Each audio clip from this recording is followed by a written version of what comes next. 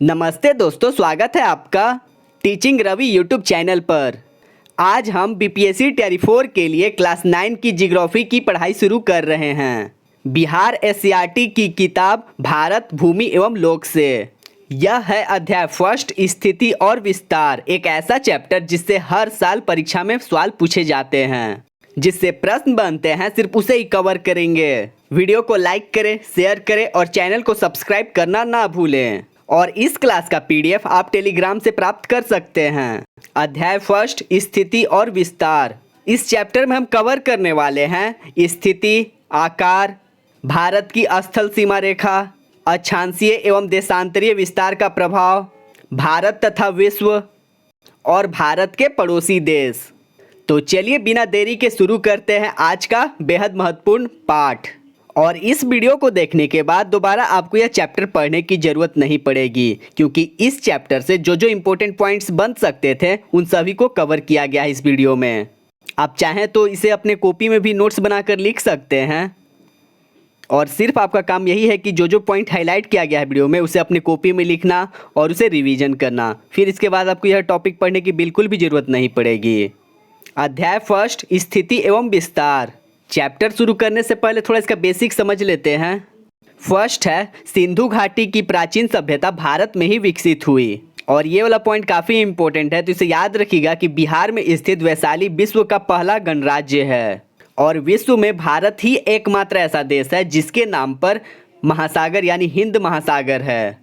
तो याद रखिएगा, सिंधु घाटी की प्राचीन सभ्यता भारत में विकसित हुई है, और बिहार में स्थित वैशाली विश्व का पहला गणराज्य है, और विश्व में भारत ही एकमात्र ऐसा देश है जिसके नाम पर महासागर है यानी हिंद महासागर।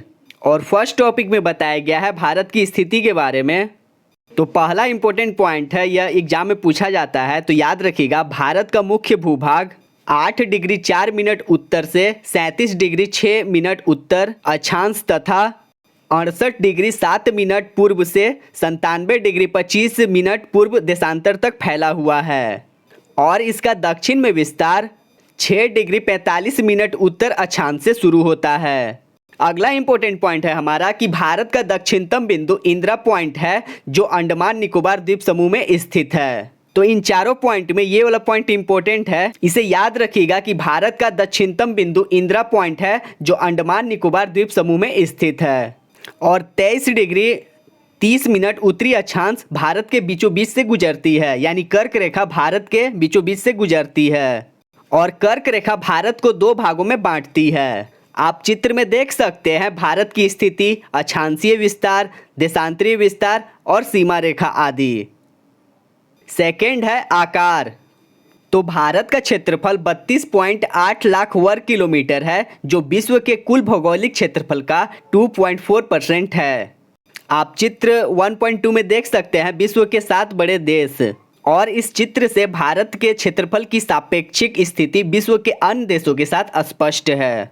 अब जानते हैं भारत की स्थल सीमा रेखा। भारत की स्थल सीमा रेखा तटीय सीमा रेखा के लगभग दोगुनी है, और ये भी याद रखिएगा कि स्थल सीमा रेखा की कुल लंबाई 15,200 किलोमीटर है, और तटीय सीमा रेखा की लंबाई 6,100 किलोमीटर लंबी है। तो एक बार क्विक रिकैप कर लेते हैं। भारत की स्थल सीमा रेखा तटीय सीमा रेखा के लगभग दोगुनी है, और स्थल सीमा रेखा की लंबाई 15,200 किलोमीटर है, और तटीय सीमा रेखा की कुल लंबाई 6,100 किलोमीटर है।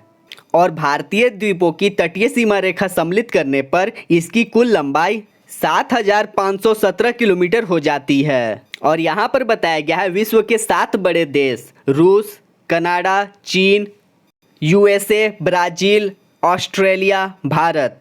अगला हमारा इंपॉर्टेंट पॉइंट है, भारत का आकार मोटे तौर पर त्रिभुजाकार है, और इसकी उत्तरी भाग चौड़ा है और दक्षिणी भाग लगभग 22 डिग्री उत्तरी अक्षांश से दक्षिण की ओर क्रमशः पतला होता गया है।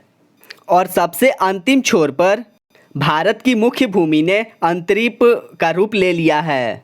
इसे कुमारी अंतरीप या कन्याकुमारी कहते हैं, और इस पॉइंट में बताया गया है कि अंतरीप क्या कहलाता है। तो याद रखिएगा, समुद्र की ओर मुख्य स्थलीय भाग का निकला हुआ संकरा या पतला भाग जो 3 ओर से समुद्र से घिरा हो अंतरीप कहलाता है। भारत के प्रायद्वीपीय आकार के कारण पूरब में बंगाल की खाड़ी, पश्चिम में अरब सागर, दक्षिण में हिंद महासागर। यह तीनों ओर समुद्र से घिरा है। तो एक बार क्विक रिकैप कर लेते हैं। भारत एक विशाल भौगोलिक विस्तार वाला देश है और उत्तर में यह हिमालय के ऊंचे शिखरों से घिरा है, पश्चिम में अरब सागर, पूरब में बंगाल की खाड़ी तथा दक्षिण में हिंद महासागर भारतीय प्रायद्वीप को घेरे हुए है। अगला टॉपिक है हमारा अक्षांशीय एवं देशांतरीय विस्तार का प्रभाव। तो पहला पॉइंट निकल के आता है कि भारत का अक्षांशीय एवं देशांतरीय विस्तार दोनों लगभग सामान्य हैं, यानी 30 डिग्री है। और इसका कारण यह है कि पृथ्वी पर अंतर अक्षांशीय दूरी समान रहती है, किंतु अंतर देशांतरीय दूरी जैसे जैसे ध्रुव की ओर जाते हैं कम होती जाती है। अगला हमारा इंपॉर्टेंट पॉइंट है, इसे याद रखिएगा, प्रश्न भी इससे बन सकते हैं। भारत में अक्षांशीय प्रश्न ऐसे बन सकता है कि भारत का अक्षांशीय एवं देशांतरीय विस्तार लगभग कितना डिग्री पर है, तो इसका आंसर हो जाएगा 30 डिग्री है। और भारत में अरुणाचल प्रदेश और कच्छ के बीच स्थानीय समय में 2 घंटे का अंतर है। और जब अरुणाचल प्रदेश में सूर्योदय होता है उस समय कच्छ में अंधेरा रहता है और वहाँ 2 घंटे बाद सूर्योदय होता है। तो क्वेश्चन बन सकता है कि इसका क्या कारण है, तो इसका कारण है दोनों में 30 डिग्री देशांतरीय विस्तार के कारण होता है।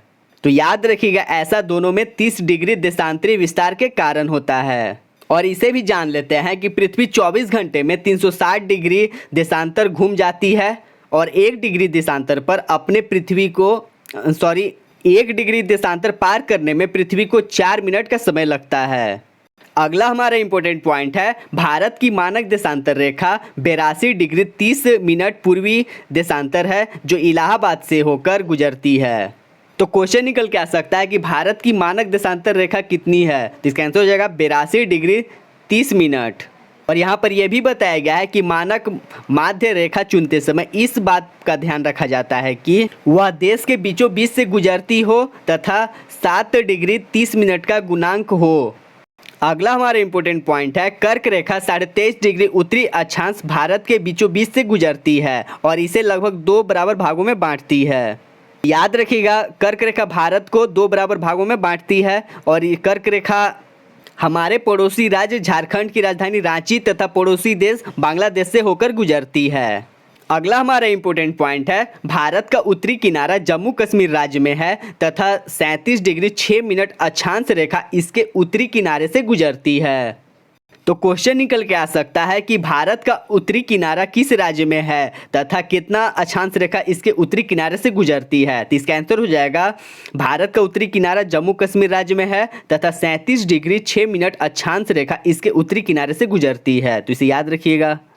और भारत का दक्षिणी भाग केरल और तमिलनाडु राज्य विषुवत रेखा के काफ़ी निकट है और यही कारण है कि केरल में सबसे छोटे एवं सबसे बड़े दिन में 45 मिनट का अंतर है, जबकि लेह और लद्दाख की राजधानी में यह अंतर 5 घंटे का पाया जाता है। तो इसे भी याद रखिएगा कि भारत का दक्षिणी भाग केरल और तमिलनाडु राज्य विषुवत रेखा के काफ़ी निकट है, जिसके कारण केरल में सबसे छोटे एवं सबसे बड़े दिन में 45 मिनट का अंतर है, जबकि लेह और लद्दाख की राजधानी में यह अंतर 5 घंटे पाया जाता है।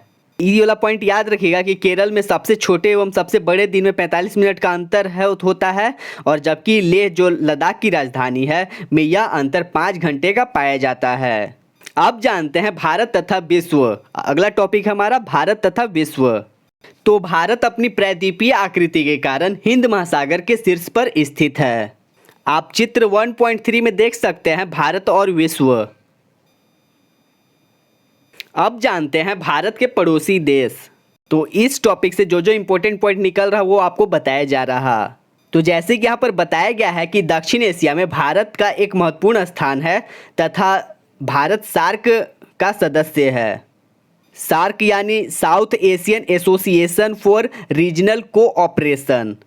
और यहाँ पर सार्क के निम्नलिखित सदस्य को भी बताया गया है। तो भारत, पाकिस्तान, बांग्लादेश, श्रीलंका, नेपाल, भूटान, मालदीव और अफगानिस्तान, ये सभी सार्क के सदस्य हैं। और सार्क का फुल फॉर्म होता है south Asian association for regional cooperation.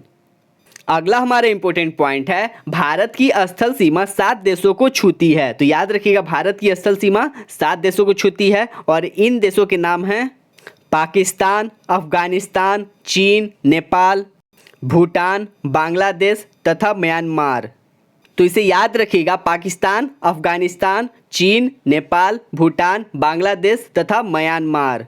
और अगला हमारा इंपॉर्टेंट पॉइंट है, श्रीलंका एवं मालदीव हिंद महासागर में स्थित द्वीपीय पड़ोसी देश हैं। तो क्वेश्चन निकल के आ सकता है, भारत के हिंद महासागर में स्थित द्वीपीय पड़ोसी देश कौन से हैं? तो इसका आंसर हो जाएगा श्रीलंका और मालदीव हिंद महासागर में स्थित द्वीपीय पड़ोसी देश हैं। और श्रीलंका भारत से म्यान की खाड़ी तथा पाक जल संधि द्वारा अलग होता है। और भारत की मुख्य भूमि पर स्थित धनुषकोटी से श्रीलंका का तट मात्र 24 किलोमीटर दूर है। और इस रेखीय द्वीपों की श्रृंखला को एडम्स ब्रिज के नाम से जाना जाता है। तो क्वेश्चन निकल के आ सकता है कि भारत की मुख्य भूमि पर स्थित धनुषकोटी से श्रीलंका के तट तक रेखीय द्वीपों की श्रृंखला को किस नाम से जाना जाता है? तो इसका आंसर हो जाएगा एडम्स ब्रिज के नाम से जाना जाता है। तो इसे याद रखिएगा कि भारत की मुख्य भूमि पर स्थित धनुषकोटी से श्रीलंका का तट मात्र 24 किलोमीटर दूरी पर है और इसी रेखीय द्वीप को श्रृंखला को एडम्स ब्रिज के नाम से जाना जाता है। और उत्तर एवं उत्तर पूर्व में स्थल भाग में भारत की सीमा रेखा पर्वत श्रृंखला द्वारा निर्धारित की जाती है। तो इसे याद रखिएगा कि उत्तर एवं उत्तर पूर्व में स्थल भाग में भारत की सीमा रेखा पर्वत श्रृंखला द्वारा निर्धारित होती है। अगला पॉइंट है कि जम्मू कश्मीर के उत्तर पूर्व में तिब्बत का पठार है जो अब चीन के अंतर्गत है और यहाँ पर कैलाश पर्वत और मानसरोवर झील स्थित है। और इसके बाद उत्तर पूरब की ओर आगे बढ़ने पर नेपाल भारत का एक अन्य पड़ोसी देश हिमालय की गोद में बसा हुआ है। और यहाँ पर जो पॉइंट हाईलाइट किया गया है यह काफ़ी इंपॉर्टेंट है, तो इसे याद रखिएगा। नेपाल में हिमालय से निकलने वाली नदियाँ बिहार के मैदानी क्षेत्र से होकर गंगा नदी में मिलती है। और ये वाला तो पॉइंट काफ़ी ज़्यादा ही इम्पोर्टेंट है। कोसी नदी जिसे बिहार का शोक कहा जाता है, इसका उद्गम नेपाल में है। और इसी में एक और पॉइंट बताया गया है कि नेपाल में कोसी तटबंध के टूट जाने से 18 अगस्त 2008 को उत्तरी बिहार में भयंकर बाढ़ आई थी। ये सब पॉइंट सारे नेपाल के बारे में बताए गए हैं। और ये वाला पॉइंट इंपॉर्टेंट है, कोसी नदी जिसे बिहार का शोक कहा जाता है, इसका उद्गम नेपाल में है। और नेपाल के पूरब में भूटान स्थित है जो भारत के साथ एक विशेष समझौता से जुड़ा है। आप चित्र 1.4 में देख सकते हैं भारत और पड़ोसी देश।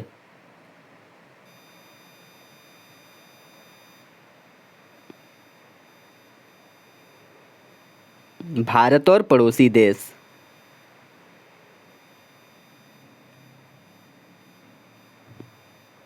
अगला इंपॉर्टेंट पॉइंट है कि भूटान के पूरब में भारत एवं चीन की सीमा रेखा हिमालय की श्रेणी से होकर गुजरती है। तो याद रखिएगा कि भूटान के पूरब में भारत एवं चीन की सीमा रेखा हिमालय की श्रेणी से होकर गुजरती है और इस सीमा रेखा का नाम मैकमोहन रेखा है। और अरुणाचल प्रदेश के उत्तर पूर्व में भारत, चीन तथा म्यांमार तीनों देशों की सीमाएं एक बिंदु पर आकर मिलती है। तो ये भी पॉइंट इंपॉर्टेंट है, तो इसे याद रखिएगा कि भूटान के पूरब में भारत एवं चीन की सीमाएं रेखा हिमालय की श्रेणी से होकर गुजरती है और इसी सीमा रेखा का नाम मैकमोहन रेखा है। और अरुणाचल प्रदेश के उत्तर पूरब में भारत, चीन तथा म्यांमार तीनों देशों की सीमाएं एक बिंदु पर आकर मिलती है।